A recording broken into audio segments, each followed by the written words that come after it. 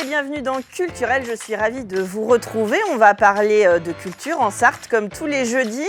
On va parler de peinture, de théâtre, on va aller les voir sur les planches. Ce soir, ils sont avec nous sur le plateau et puis on va parler de littérature aussi parce que oui, on peut s'évader et rêver, ça fait partie de la culture, les livres.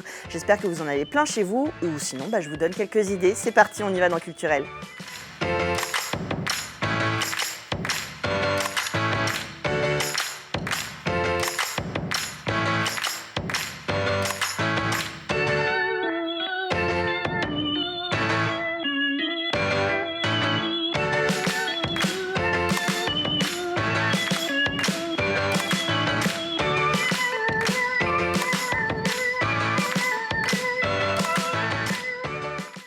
Et il expose à la collégiale Saint-Pierre-la-Cour jusqu'au 28 février. J'ai le plaisir de recevoir Nicolas Rosier. Bonsoir. Bonsoir Chloé. Vous êtes accompagné de Hugues Robert, vous êtes libraire et critique littéraire. Bonsoir. Bonsoir Chloé. Mais avant, nous allons parler alors je ne sais pas, je n'ai pas vérifié si je le prononce bien, Yggdrasil. Oui, d'Alexandra Pia. Bonsoir. Bonsoir. Vous avez donc écrit ce livre qui est édité aux 3 colonnes. C'est un roman avec sur la couverture un arbre de vie, comme on dit, qui va d'un côté et de l'autre du monde. Qui est un passage, tout à fait. C'est l'arbre monde. Il sert de passage. Alors, cet arbre, il vous sert de passage. Vous, l'auteur, vous racontez l'histoire de quelqu'un qui vient dans le monde des vivants, des humains, le nôtre, pour un petit peu nous regarder et savoir... Comment nous étudier, nous sauver ou pas? Non, se sauver eux. Se sauver eux. Tout à fait. Donc, je vous spoil direct, nous, on va pas survivre. Par contre, peut-être une autre espèce, oui. Non, évidemment, c'est plus compliqué que ça. Qu'est-ce qu'elle va étudier Dans un premier temps, les hommes, leurs us et coutumes, essayer de s'adapter, le but étant de vivre cachés, de cacher nos différences. Donc, elle va étudier les hommes pour pouvoir vivre cachés. Lors de cette étude, ce que ma protagoniste va découvrir, c'est essentiellement elle-même. Et au final, la question qui va se poser, c'est est-ce qu'il mérite d'être sauvé? Alors, du coup, vous décrivez le monde que l'on connaît, le monde des vivants. Est-ce que c'est ça le plus difficile à romancer finalement, la vérité, de comment savoir la décrire Ce qui était le plus dur, c'est le point de vue d'une personne qui n'éprouve pas de sentiments. Comment est-ce que nous, l'être humain, on développe nos sentiments? Parce que cette personne qui viendrait nous étudier, elle est dépourvue de sentiments, elle est factuelle, 100% factuelle. Elle a été conçue pour vivre, pas pour aimer. Et donc, du coup, on va lui demander d'étudier les hommes, d'étudier leurs sentiments. Et qu'est-ce qu'on peut ressentir quand on ne ressent rien?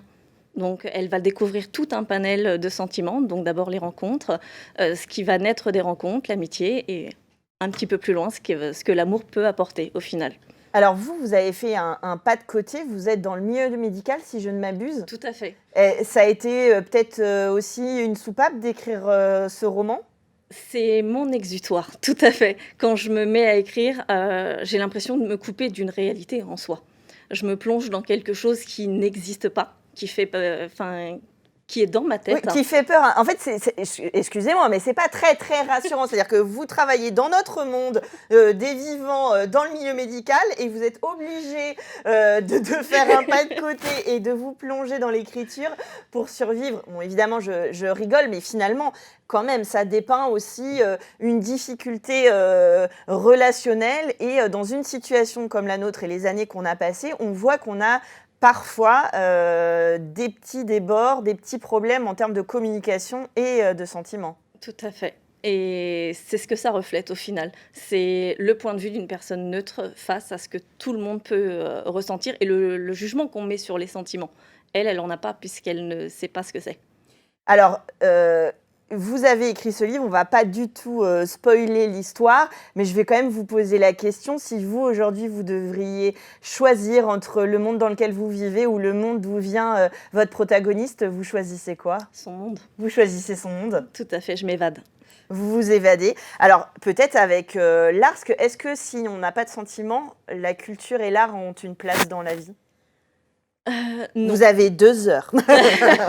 Non, je ne pense pas. Quand on regarde un tableau, quand on lit une œuvre, on ressent les choses. On pleure, on rit et pour moi, la culture, c'est ça, c'est éprouver des sentiments. Donc non, la culture n'a pas sa place si on n'a pas de sentiments.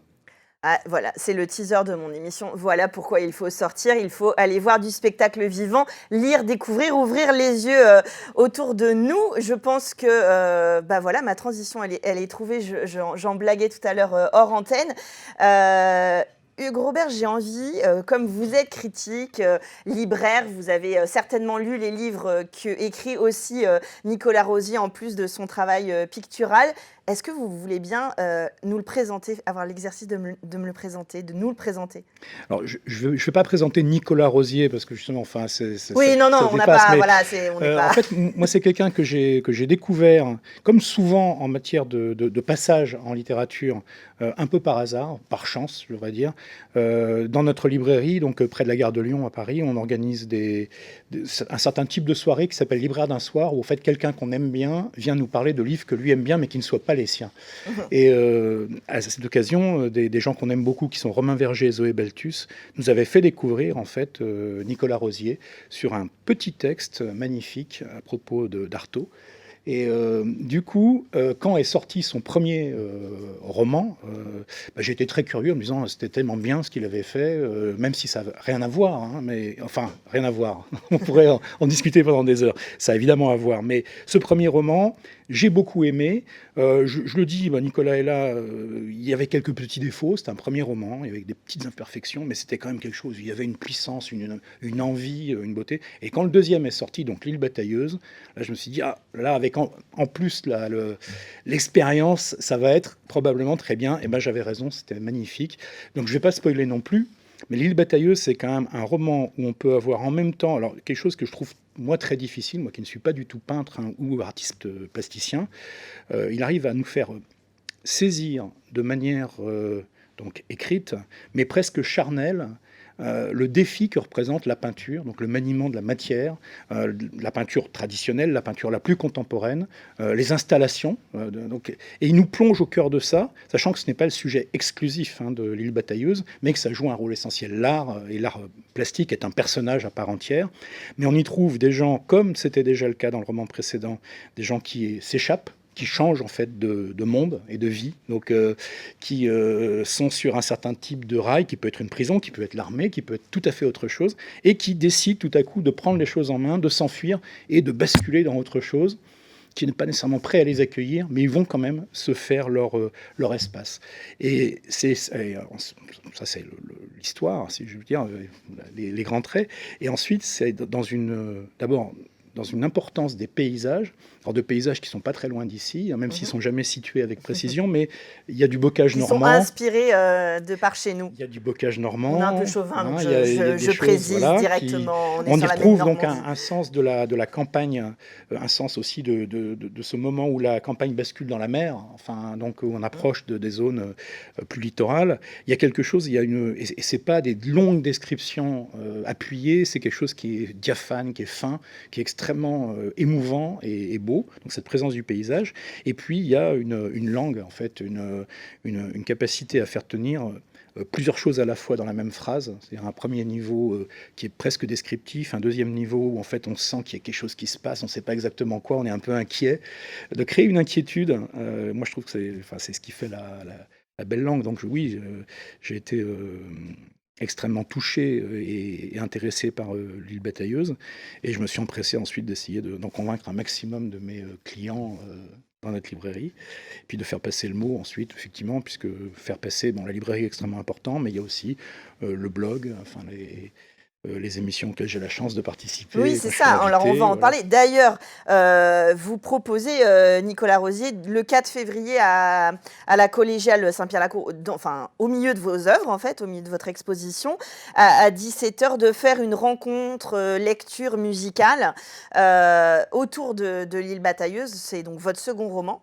Tout à fait, c'est ça. C'est mon 8e livre et c'est mon 2e roman. Et merci à Hugues pour cette présentation. Là, véritablement, en un raccourci très flatteur pour moi. J'en profite quand même pour préciser qu'à l'image de cette présentation courte, extrêmement fouillée et intense, on a un petit peu un extrait et un exemple représentatif de ce que Hugues fait à longueur d'année pour un nombre d'ouvrages.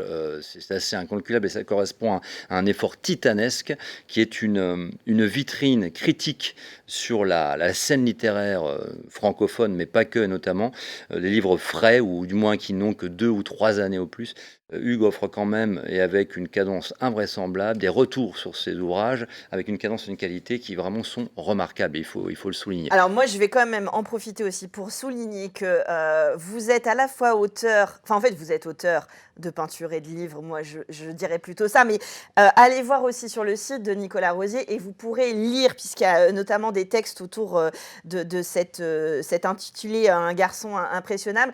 Vous avez écrit des textes, des romans, et comme vous le disiez, vous avez écrit d'autres textes, et on peut vous lire déjà, on peut avoir une première approche sur votre site internet, donc j'invite les gens à aller découvrir ça. C'est gratuit et c'est accessible à presque tous. C'est une première entrée. Et je trouve que l'entrée aussi d'Hugues nous permet de plonger un petit peu dans l'univers pictural, là pour le coup, qu'on a le plaisir de découvrir à la collégiale Saint-Pierre-la-Course-Sage jusqu'à fin février.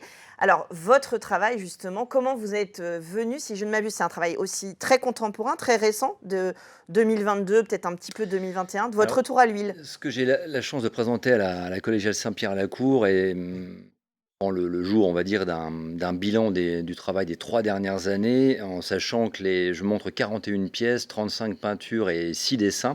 Le dessin, là, il y a peut-être un ajustement minoritaire, mais l'exposition est représentative parce que je me suis attaché véritablement, vous l'évoquiez à l'instant, à reprendre la peinture que je n'avais pas délaissée de manière, je dirais, volontaire, mais pour des raisons de situation de vie, d'exiguïté de lieu de vie.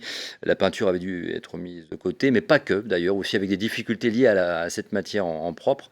Et je suis revenu à la peinture avec, non sans appréhension, parce que je la dompte, parce que je l'ai utilisée pendant peut-être 1 ou 2 décennies moins bien, moins facilement. Elle me semblait toujours plus revêche.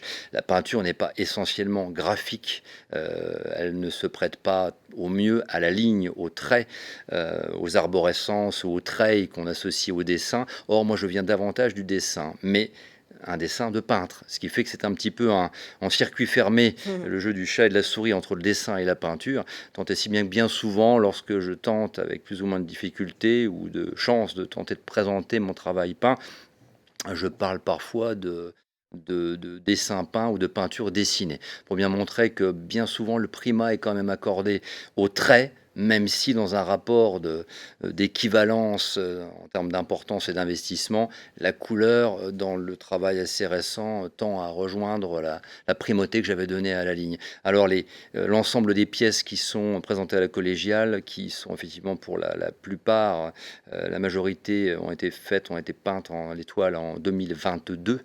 Alors, effectivement, c'est un bilan de création plutôt qui remonte aux 3 dernières années. Voilà. C'est-à-dire que l'écriture picturale que les visiteurs qui me feront l'amitié de se déplacer découvriront est le fruit d'un travail qui a vraiment pris sa forme actuelle lors de la dernière année.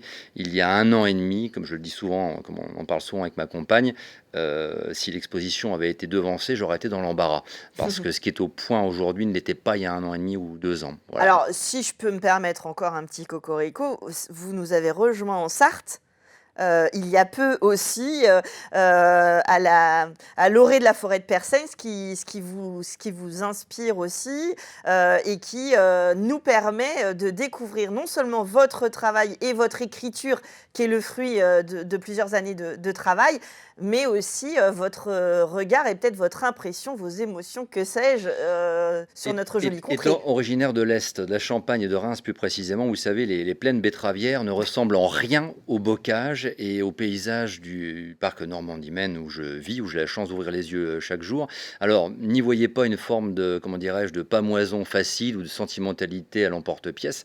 Le fait est que mon installation, j'ai rejoint ma compagne donc dans le Nord-Sarthe, a vraiment consisté pour moi en une suite de découvertes de micro-paysages, alors ou soit panoramiques ou alors des modules plus restreints, qui m'ont, au sens strict, enchanté, émerveillé, véritablement. Et là, je parle d'impression paysagesque. Alors Hugues, et avec quelle maestria, a évoqué la façon dont l'arrière-plan, le cadre, joue un rôle à part entière dans L'île batailleuse, mon dernier roman. Alors, moins, voire très peu dans les peintures que je propose et que je présente à la collégiale. En revanche, et je le précise dans un petit texte de présentation, mon cadre de travail, qui est une véranda atelier, et j'ai une vue immédiate sur la forêt de Persaigne, en fait, sur les frondaisons, en revanche, joue un rôle, je dirais, de contexte, d'environnement visuel qui n'est pas réinvesti. Je ne représente pas, je ne travaille pas d'après Oui, on n'est pas nature dans le ou d'après. figuratif, ouais. Non, il y a. Mais on est sur le motif quelque part.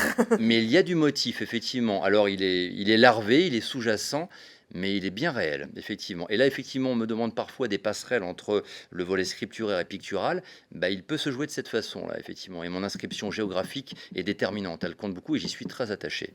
Et cette écriture-là, en tout cas, même si j'en suis sur l'aspect de communication superficielle pour l'instant, n'ayant pas plongé dans vos romans, on y voit quand même un regard entre votre écriture picturale et votre écriture propre, littéraire. Donc c'est intéressant, même dans le texte de présentation de l'exposition, comme vous le soulignez.